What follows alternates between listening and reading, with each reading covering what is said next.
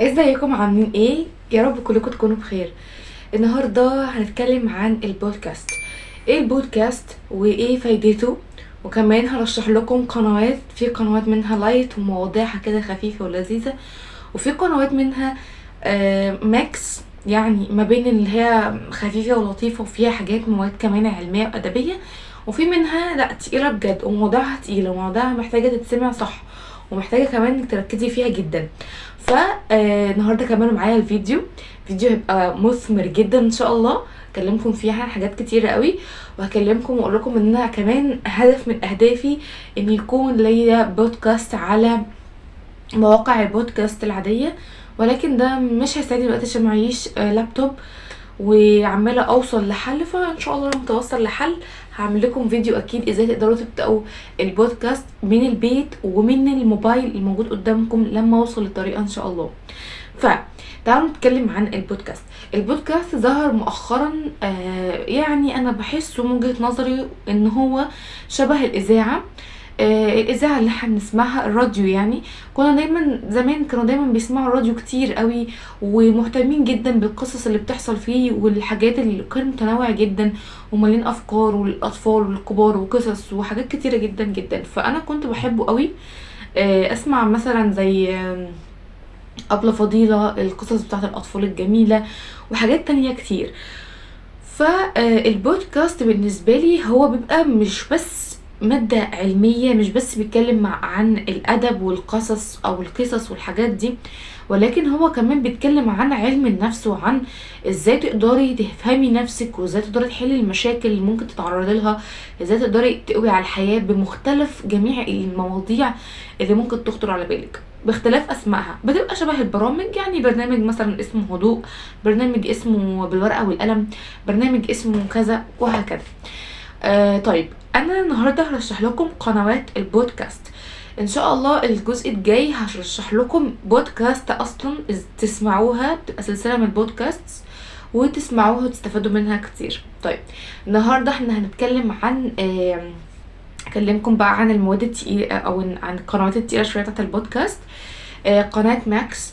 قناه ماكس قناه تقيلة نوعا ما، فيها مادة علمية دسمة، فيها خبراء اقتصاد وفيها خبراء علم نفس وفيها كمان علماء بيتكلموا عن حاجات كتيرة جدا وعن مواضيع كتيرة، ومواضيع بجد بتبقى مهمة وفي نفس الوقت بتبقى محدش بيتكلم عنها كتير الا طبعا اللي بيكون دارسها صح.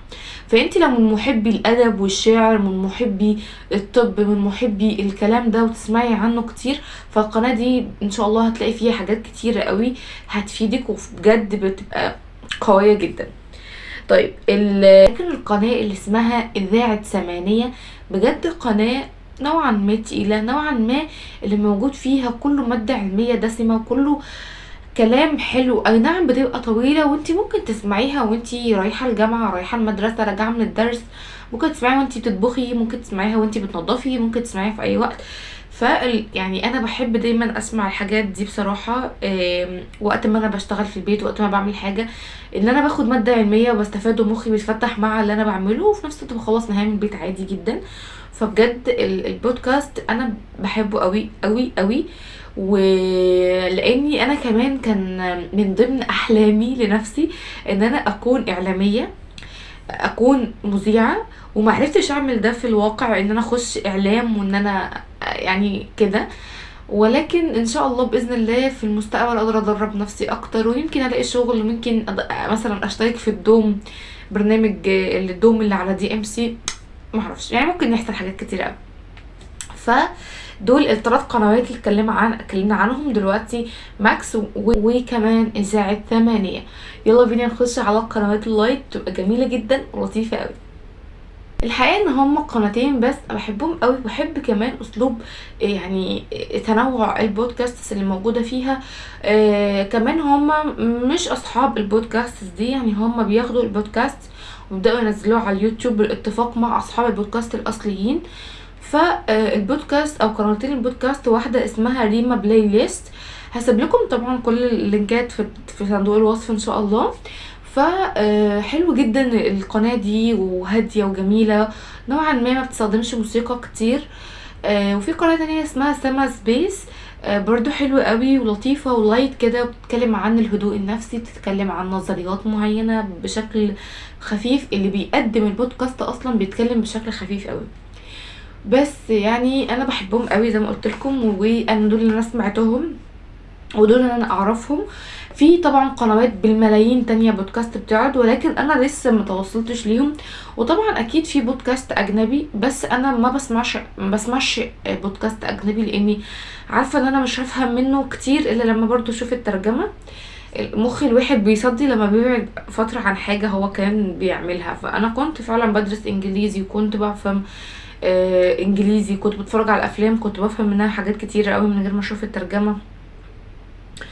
وكنت كمان بعرف القط حاجات، بس حصل اللي هو ايه، مش عارفه بجد ان انا ارجع تاني. وكمان عايزه اقول لكم ان في بودكاست في القنوات دي، بس مش متذكره انهي قناه بالظبط، بيبقى فيها كورسات انجليش. وفي بودكاست تانية بتتكلم عن اثرياء الثراء المالي، وازاي تقدري تبدي مشروع، وازاي تقدري تعملي حاجات كتيره قوي في حياتك.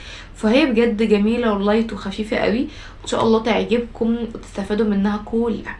ده كان فيديو النهارده، يا رب اكون قدرت ان انا اوصل لكم معلومه حلوه واضيف لكم فيه. وما تنسوش تحطوا لي لايك للفيديو، لايك بيدعم القناه جدا جدا جدا، وبيخلي كمان اليوتيوب ياخد باله من القناه بتاعتي انها لازم تكبر عشان هي بجد مفيده. والاشتراك في القناه بقى، ليه يا جماعه بلاقي اكتر من 90% بشوفوا الفيديوز مش بيرضوا يشتركوا في القناه. انا حاسه ان انت لو اشتركتي في القناه هتبقي صاحبتي كده ونكبر القناه سوا، وكمان هتبقي من الداعمين القويين جدا لانك موجوده معايا من البدايه. بس كده كان فيديو النهارده، يا رب الفيديو يكون عجبكم. اشوفكم على خير ان شاء الله في فيديو جديد. مع السلامه.